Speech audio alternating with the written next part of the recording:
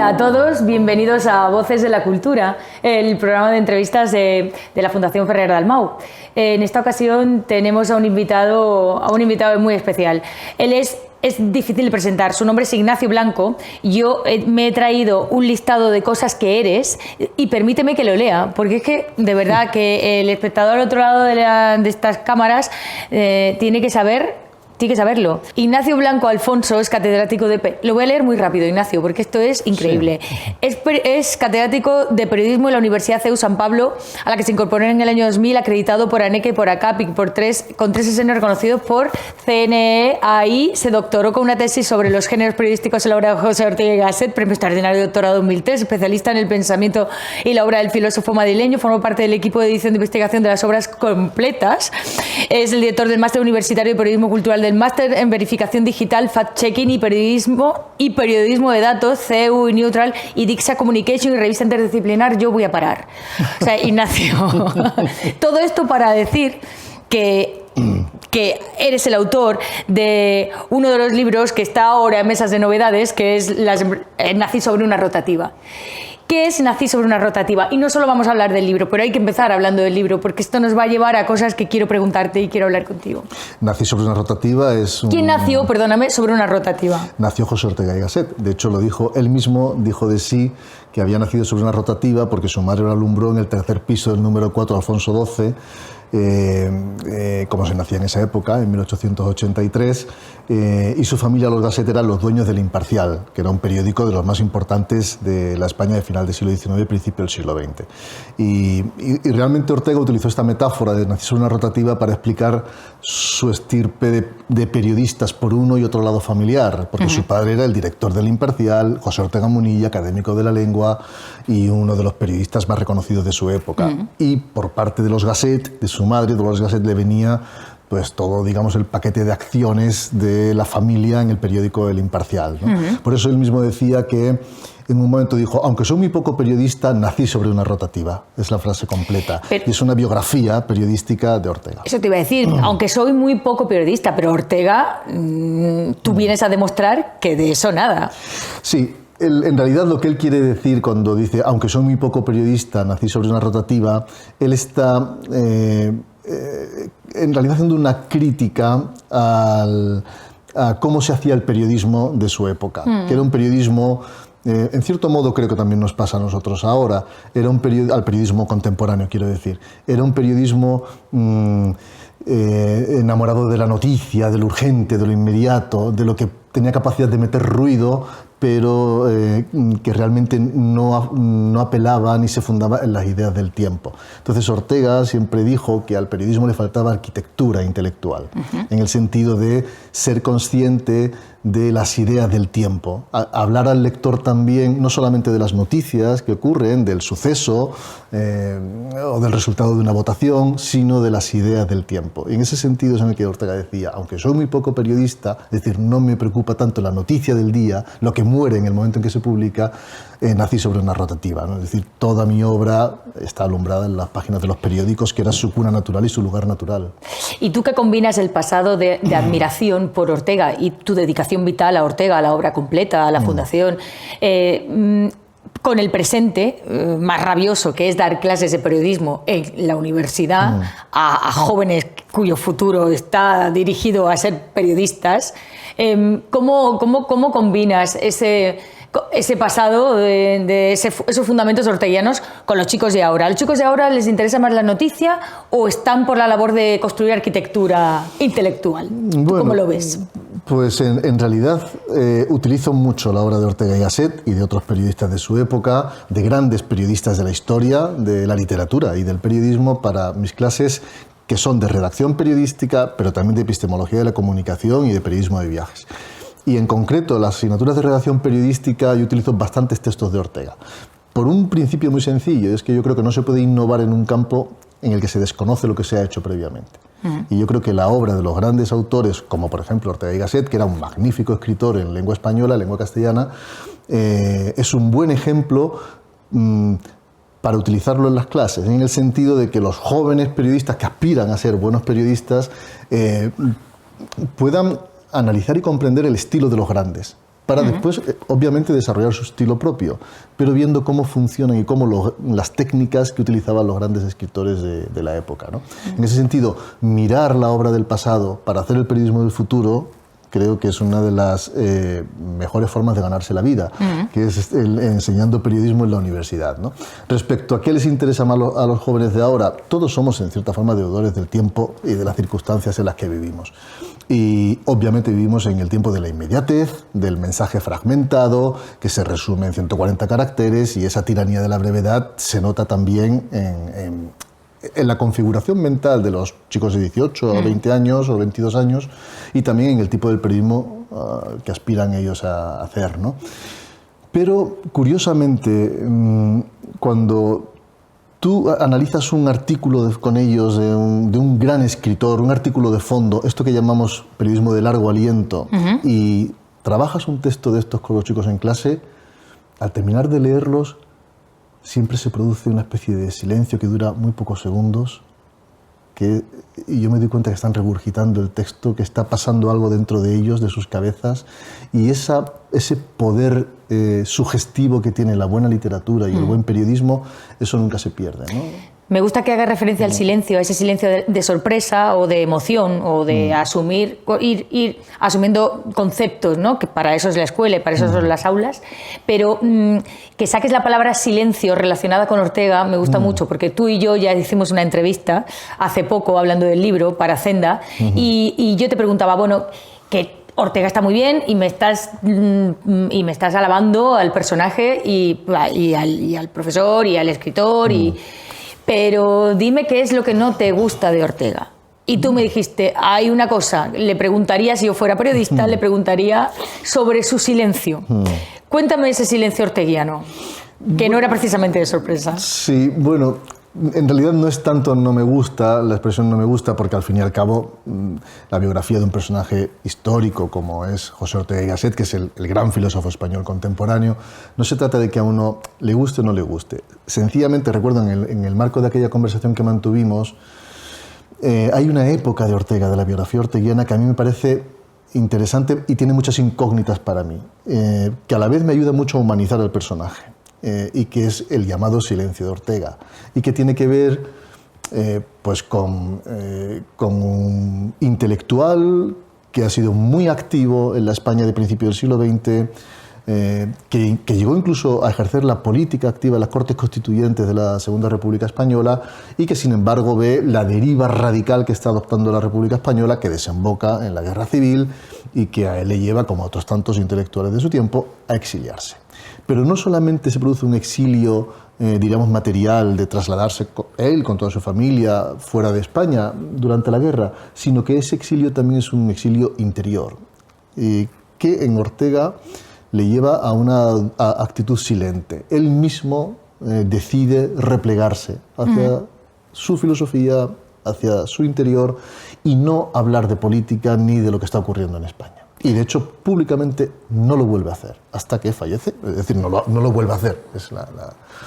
Y eso a mí me llama la atención, porque muchos intelectuales de su momento fueron activos contra lo que estaba ocurriendo, o tomaron partido desde fuera, desde su posición del exilio. Ortega no. Ortega decide replegarse en su filosofía, recogerse en su pensamiento y alejarse de toda actividad o actitud política, o señalarse de cualquier forma respecto a lo que estaba ocurriendo en España durante la Guerra Civil y los años posteriores del franquismo, de la dictadura.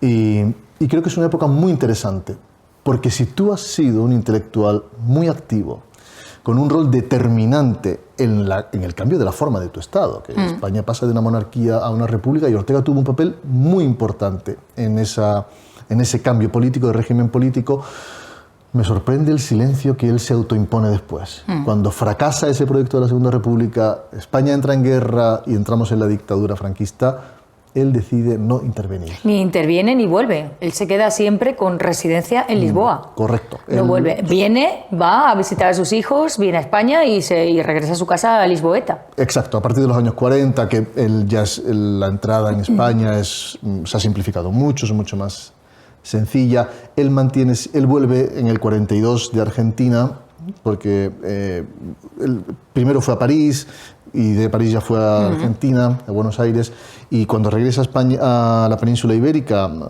en el año 42, él mantiene siempre su domicilio oficial, su residencia oficial en Lisboa. Aunque él está entrando y saliendo, da alguna conferencia, aquí en Europa va a muchos sitios a dar conferencias, y es una época muy viajera para Ortega. Pero él sí que está entrando, pero nunca vuelve a residir oficialmente en Madrid. Más allá de Ortega, que hay vida más allá de Ortega, imagino, quiero entender, hacer referencias al viaje, ¿no? Y ahí quería yo ir contigo un rato a ese máster sobre periodismo y viajes, sobre periodismo cultural, sí. ¿Cómo se llama exactamente el máster? Es un máster universitario en periodismo cultural. En periodismo cultural. Y ahí sí que habláis de periodismo y viajes. Una de las materias que se imparte es el periodismo de viajes. Es un máster que lleva 16 años ya consecutivos impartiéndose, y es un máster fue el primero que se implantó en la Universidad Española después de la reforma de Bolonia, y es un máster especializado en periodismo cultural. Que el propio título del máster ya supone un filtro, es decir, ya los estudiantes que vienen a estudiar este posgrado ya son personas con una sensibilidad especial, porque uno no se equivoca en un máster de periodismo cultural, ¿no? Ya tiene esa sensibilidad hacia los temas que se tratan ahí, y los temas que se tratan son los grandes géneros del periodismo cultural: crítica de arte, literaria, teatral, periodismo cinematográfico, musical, periodismo de viajes, crítica gastronómica, etcétera, ¿no?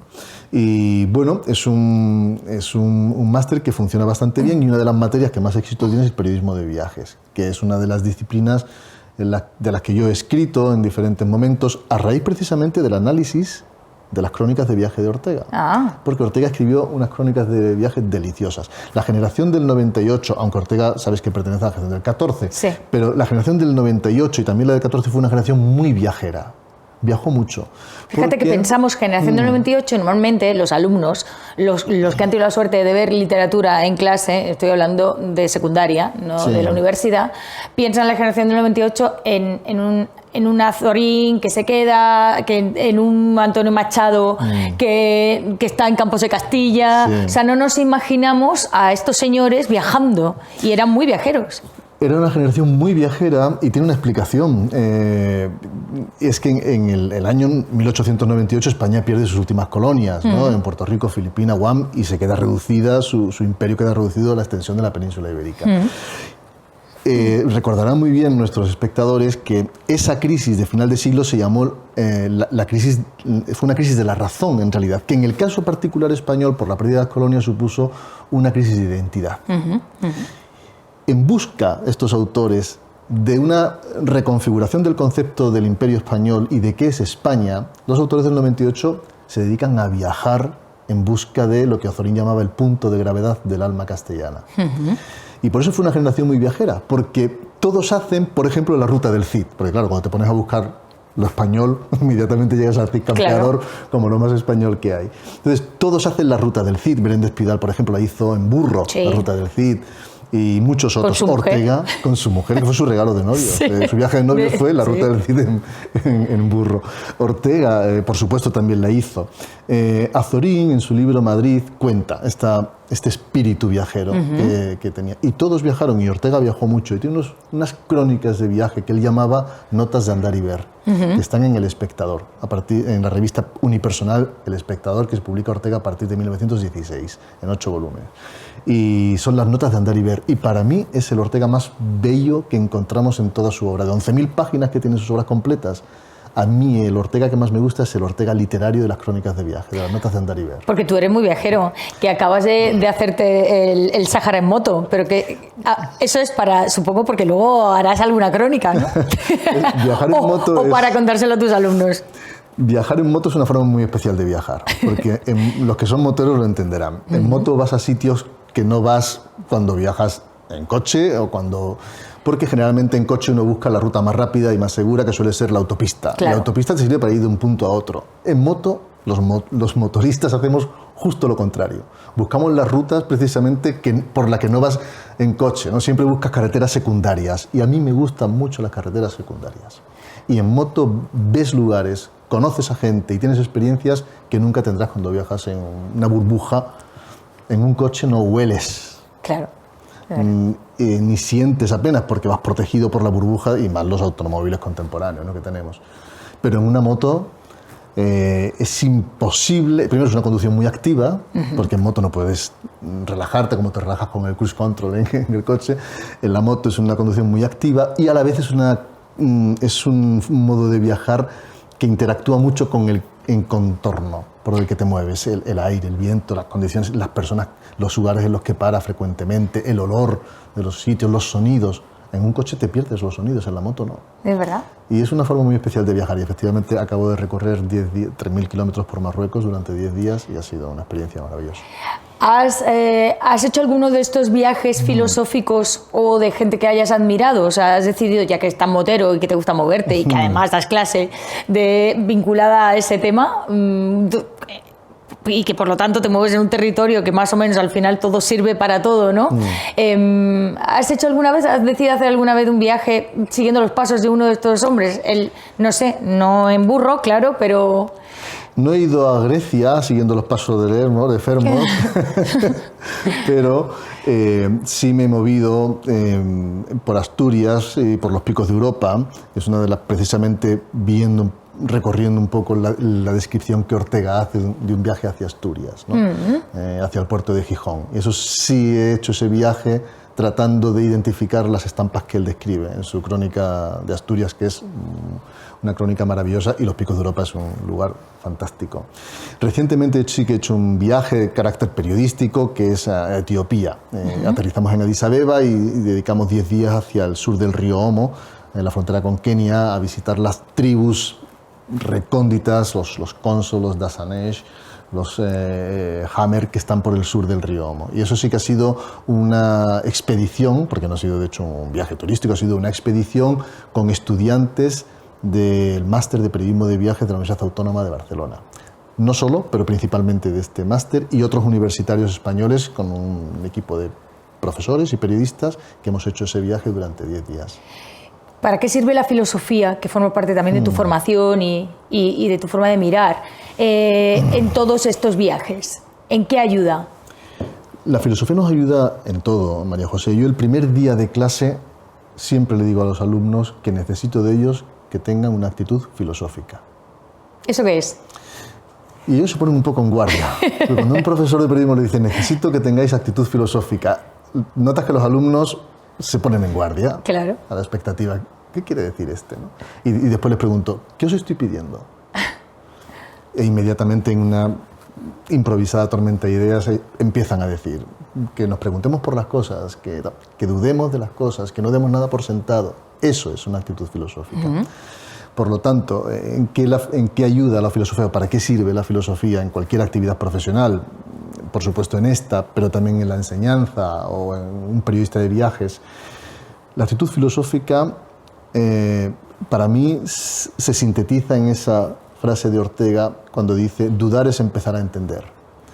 Y yo creo que esa es una actitud filosófica. Dudar de lo que vemos en el sentido de no dar nada por definitivo o por absoluto, sino cuestionarnos lo que vemos, tratar de comprenderlos y movidos por lo que Spinoza llamaba el amor intellectualis. El amor intellectualis consiste en acercarse a las cosas con la voluntad de entenderlas, no de juzgarlas. Y si esto lo hiciéramos con las cosas, con las personas, con cualquier tipo de realidad, acercarnos a cualquier realidad con la intención honesta de comprenderlo, no de juzgarlo. Creo que nuestro mundo sería mucho más tolerante y la convivencia sería más fácil, ¿no? Porque todos seríamos menos dogmáticos o menos fundamentalistas pensando que estamos en posesión de la verdad absoluta, ¿no? Probablemente decía un amigo que España se cura viajando.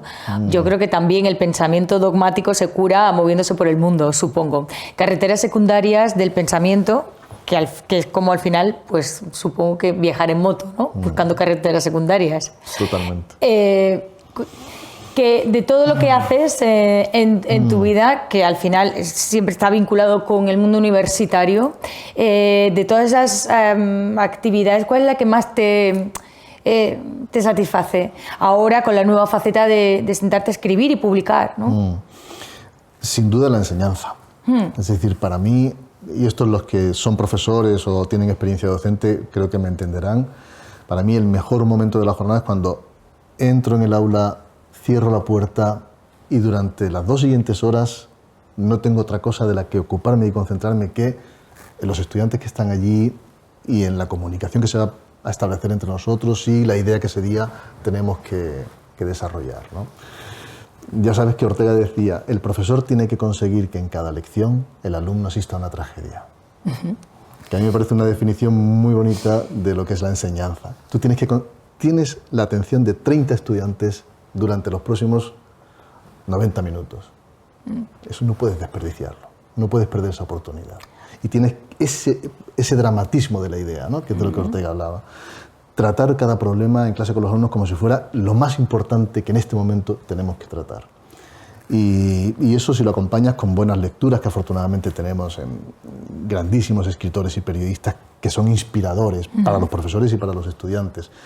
A mí convierten a esta parte de mi actividad en una de las más satisfactorias. De hecho, cuando por motivos de gestión, porque también tengo cargos de gestión, soy vicedecano en mi facultad, dirijo una revista científica, bueno, las cosas que has dicho al principio, al mencionar el currículum, cuando por motivo de algún cargo, que siempre son cargos eventuales, los cargos son encargos, cuando siempre son alguna eventualidad de este tipo, me tienen que reducir la docencia, digo, no me quites horas de clase, o sea, yo haré lo del cargo, pero no me quites horas de clase porque para mí dar clase es lo mejor de mi trabajo, ¿no? Y después me gusta mucho la investigación, que eso no a todo el mundo le gusta, es una vocación extraña, lo de especializarte en un tema y hacer investigación científica para publicar papers, que básicamente es lo que hacemos los artículos científicos, lo que hacemos los profesores, o libros, ¿no? Yo en ese sentido pues tengo una actividad investigadora fructífera y muy rica porque es precisamente 2 líneas de investigación que responden a mis 2 almas, podríamos decir, académicas. Por una parte, el periodismo y la comunicación. Y ahí en los últimos años, desde que volví de Cambridge, de una movilidad de 6 meses que hice en la Universidad de Cambridge, que me fui en el año 17 para estudiar el Brexit, para intentar comprender cómo pudo triunfar el Brexit, que sigue siendo algo incomprensible para mí, pero fue un fenómeno de opinión pública muy interesante. Me fui al Departamento de Sociología a estudiar el Brexit. Y de ahí ya volví con una base epistemológica importante sobre la posverdad y con lo que entonces empezaba a llamarse las fake news, que hoy día es un palabra que todos utilizamos en cualquier momento del día, pero que entonces era una palabra un poco extraña. Y esa línea de investigación que desarrolló desde entonces me llevó a fundar el máster de verificación digital, fact-checking y periodismo de datos y a publicar bastantes papers e investigaciones sobre el impacto de los desórdenes informativos en la sociedad, básicamente. Todo lo que es la posverdad y las fake news o la desinformación. Y por otra parte, mi otra alma académica, que es la filosófica o el pensamiento de la obra de Ortega. Obviamente las obras completas es lo más importante que he hecho, la edición e investigación de las obras completas de Ortega. Ahora este libro, en 2005 saqué otro también sobre el periodismo de Ortega, un análisis de sus géneros periodísticos y muchos artículos también de investigación que he publicado, ¿no? en el seno, digamos, en el marco de la Fundación Ortega y Gasset. Ortega está de moda, es una frase que puede ser absurda, pero que resume muy bien lo que tratamos de hacer hoy aquí, lo que tú tratas de hacer cada día, ¿no? Que es ponga usted un poco de Ortega en su vida, porque ya hemos dicho la utilidad que tiene, estamos tratando de demostrar que es así. Pero yo te quería preguntar ¿desde dónde se irradia? Porque al final hay que ir a Ortega. Ortega no viene a nosotros por esta situación social, educativa que tenemos. Desde la Fundación Ortega y Gasset se hace una labor muy importante de divulgación. Estamos hablando de Ortega porque además estamos celebrando su centenario. Cuéntame cuáles son, para terminar, cuál es la labor de la Fundación Ortega y Gasset y por qué estamos ahora hablando de él precisamente en este 2024 que comienza. Bueno, de hecho, el motivo de este libro, lo que yo quiero con este libro no es que se me lea a mí, sino que se lea a Ortega. Claro. Y como bien decías al principio de tu pregunta, Ortega es un autor muy actual y su pensamiento está lleno de respuestas para muchos de los preguntas o problemas que tenemos nosotros hoy día. De hecho, muchas partes de la obra de Ortega, qué sé yo, La rebelión de las masas, que puede que sea su libro internacional más conocido, ¿no? Y cuyo centenario celebraremos en el año 30, se publicó en 1930. la actualidad de la reunión de las masas es impresionante. Uno está leyendo este libro y parece que está escrito para nosotros hoy, ¿no? Y está escrito hace un siglo. Efectivamente, estamos en la década de los grandes centenarios de las obras más importantes de Ortega, ¿no? Porque él empieza a publicar en 1902 en España y su actividad permanente en la prensa llega hasta 1932, de modo absolutamente permanente. Fueron 30 años de actividad pública bastante intensa. Por lo tanto, estamos en esta década que va desde 2020 a 2030 en un momento de máxima madurez o el punto álgido de la actividad pública de Ortega. Acabamos de celebrar el centenario el año pasado de España invertebrada, pero dentro de poco será la deshumanización del arte, que es filosofía, bueno, así hasta la rebelión de las masas del año 30. Estamos en una década muy interesante para releer a Ortega. Y en ese sentido, desde la Fundación Ortega y Gasset, y en particular desde el Centro de Estudios Orteguianos, hay una labor de propuesta de relectura y de investigación de la obra de Ortega permanente, ¿no? Porque sorprendería a los espectadores saber los centenares de investigadores que hay en todas partes del mundo trabajando alrededor de la obra de Ortega.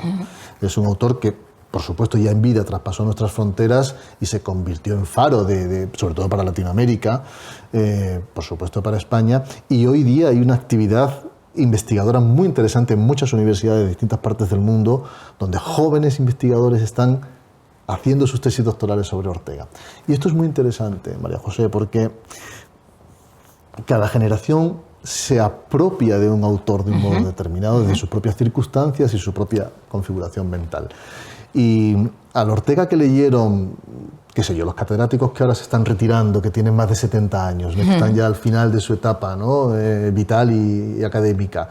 Estos que leyeron a Ortega en los años 60 o 70 no lo leen igual que lo pueda leer mi generación, que estamos en torno a 50, o que la generación que está en torno a 30. En ese sentido, cada generación recibe a un autor y se apropia de él, y gracias a que esto es así, se renueva el conocimiento, la perspectiva sobre un autor, porque un autor como Ortega, no sé, es inagotable, y no se agota con una sola lectura, ni hay una única lectura, sino que hay tantas lecturas como lectores existen, y sobre todo cada generación hace su propia lectura de Ortega, ¿no? Cuando yo hice mi tesis doctoral a principios del siglo XX, año 2000, que la defendí en 2003, claro, ahí yo proponía una lectura de una parte bastante desconocida de Ortega, como era el periodismo de Ortega. Hoy día se están haciendo otras lecturas, ¿no? Por ejemplo, hoy uno de los grandes temas de nuestro tiempo son, como hemos mencionado antes, los desórdenes informativos. Sí. Y en ese sentido, Ortega y toda su teoría de la comunicación tienen muchas respuestas y muchas explicaciones de orden epistemológico que a nosotros nos servirían para entender la función social del periodismo en nuestro tiempo. Esa es una buena lectura contemporánea de Ortega. Todo esto se quedaría en la teoría si no fuese porque después de hacerte la entrevista, y así que quiero terminar, que me parece significativo, después de que tú y yo habláramos para Zenda sobre este libro y sobre Ortega y sobre la filosofía, para mi sorpresa, en Twitter hubo una aluvión de respuestas de alumnos tuyos dándote las gracias por haberles descubierto a Ortega. O sea, eso que tú me hubieras contado y yo hubiera dicho, bueno, sí, sí, te creo, pero igual exagerabas un poco. Las redes sociales me permitieron ver cuán actual es Ortega y cómo un buen profesor ayuda a descubrir que nuestro pasado importa, ¿no? Que es muy necesario. Y son alumnos de periodismo. Sí, lo dicen todos, es verdad que dicen, recuerdo sus clases mencionando a Ortega, ¿no? Sí. Me apoyo bastante, no solo en Ortega, pero es verdad que muchos textos de Ortega, y para muchos de los estudiantes de 20 años es un descubrimiento, ¿no? Y en ese sentido, pues, por eso digo que lo importante es que se lea Ortega, ¿no? Lo importante es que se lea Ortega. Ignacio Blanco, muchas gracias por venir. Gracias a ti. Gracias. Un placer.